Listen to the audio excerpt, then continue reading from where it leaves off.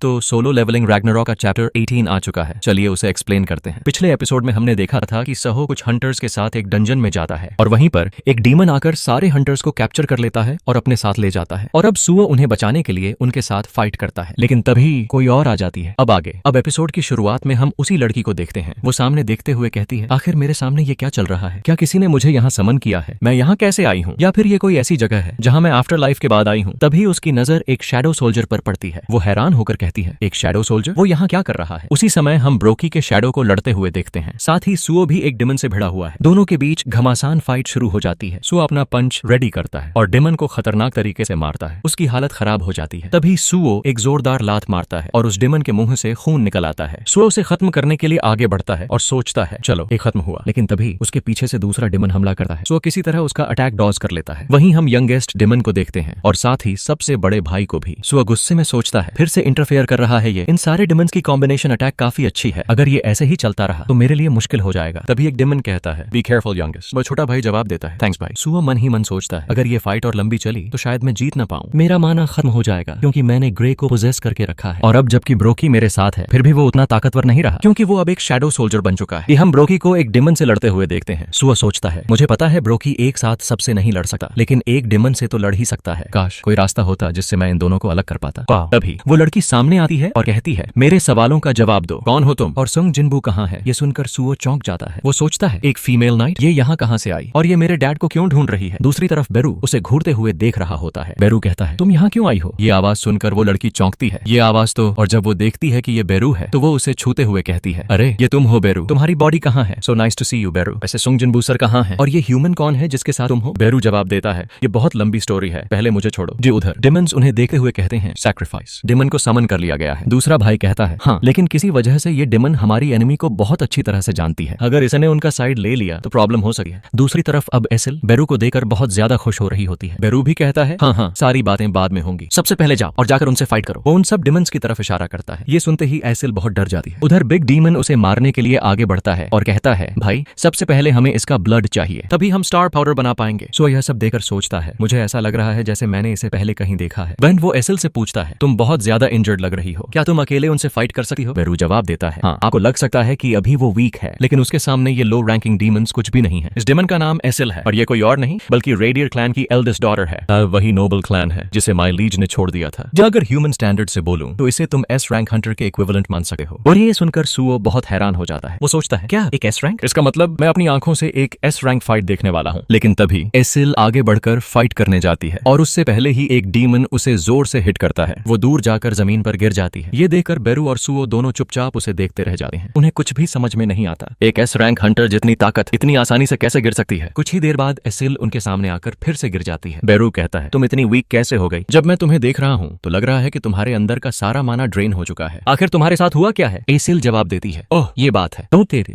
करीब आधे साल पहले डीमन रेल्म के अंदर जितने भी डीमंस थे उन्होंने रेबल कर दिया था। हमें लगातार उनसे फाइट करनी पड़ी और हमारे लिए इम्पॉसिबल हो गया था कि हम एक साथ इतने सारे डीमन से लड़ पाएं। सिर्फ मैं ही अपनी ताकत की वजह से किसी तरह बचकर निकल पाई, लेकिन भागते वक्त मेरा ब्लड एक्सट्रैक्ट कर लिया गया और उसी की वजह से मैंने अपनी पावर खो दी। एसिल बेरू से कहती है, बेरू प्लीज क्या तुम मुझे हील कर सकते हो? बेरू जवाब देता है, क्या? बिल्कुल नहीं, ये मेरी माना का वेस्ट होगा। एसिल कहती है, यू आर सो मीन बेरू। वो डीमंस भी यह सब सुन चुके होते हैं और उनमें से एक डीमन कहता है, क्या तुमने सुना भाई? दूसरा डीमन कहता है, हाँ मैंने पहले उसे रिकॉग्नाइज नहीं किया था क्योंकि वो बहुत ज्यादा वीक लग रही थी, लेकिन अब जब ध्यान से देख रहा हूँ तो समझ में आ रहा है कि वो रेडियर क्लैन की हेड की बेटी है। हाँ भाई, यही हमारी अपॉर्चुनिटी है ताकतवर बनने की। उसके अंदर जो थोड़ा सा नोबल ब्लड है, अगर हम वो पी लें तो हम और भी ज्यादा पावरफुल बन सकते हैं। सबको कमजोर देखकर सुओ उन्हें देखता है और फाइट के लिए रेडी हो जाता है। वो सोचता है, अब शायद मुझे ही इनमें से एक को मारना होगा क्योंकि अब मेरे पास कोई और रास्ता नहीं है। तभी वो कहता है, ओह अगर तुम्हें ऐसा ही चाहिए तो मेरे पास एक ब्रिलियंट प्लान है। और तभी वो अपनी कुछ पावर्स का यूज करता है। वो कहता है, लगता है अब मुझे वही एबिलिटी यूज करनी होगी, वही माना,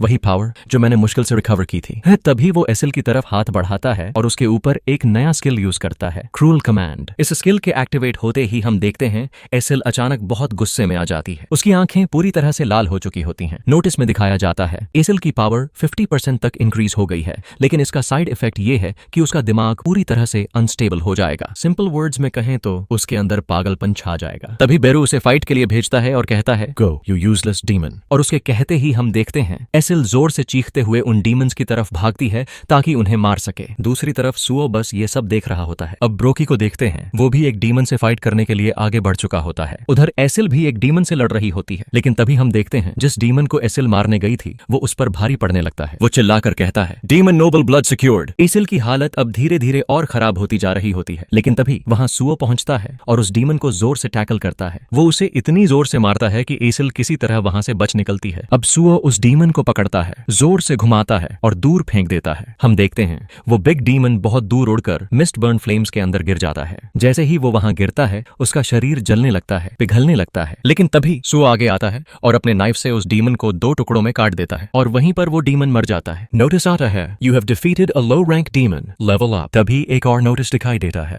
Vulcan's horn has devoured a demon soul.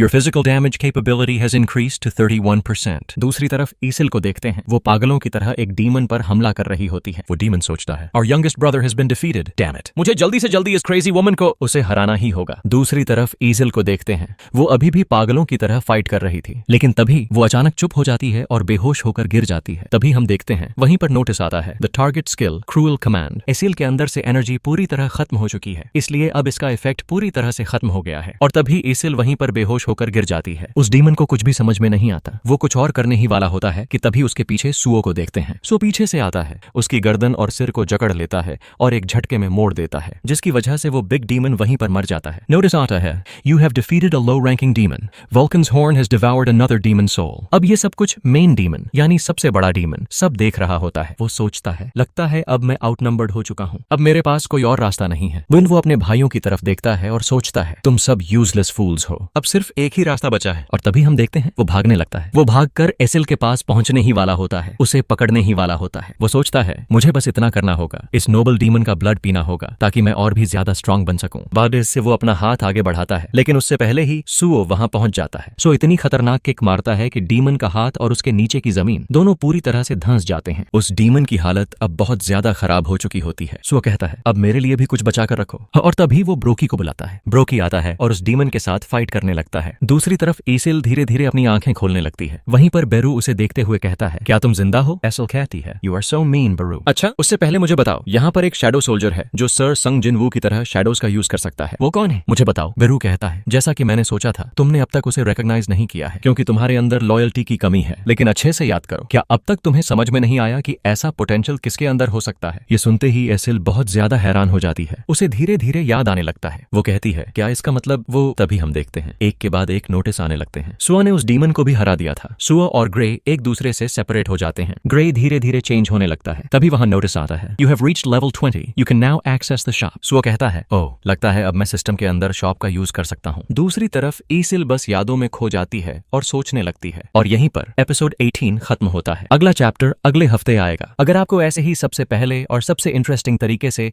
Solo levelling Ragnarok देखना है तो चैनल को सब्सक्राइब कर लो। Thank you so much for watching. Stay tuned.